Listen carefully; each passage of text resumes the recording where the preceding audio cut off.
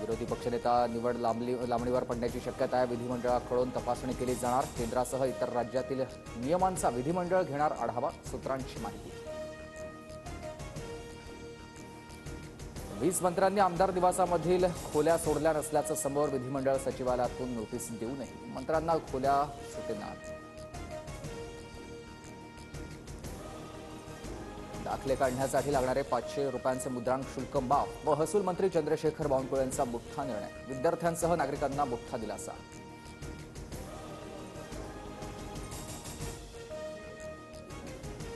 बीडच्या लिमगावमध्ये मोठ्या आवाजासह आकाशातून दगड पडले. संभाजीनगरमधील MGM विद्यापीठाच्या भूवैज्ञानिक शास्त्रज्ञांच्या टीमकडून पाहणी.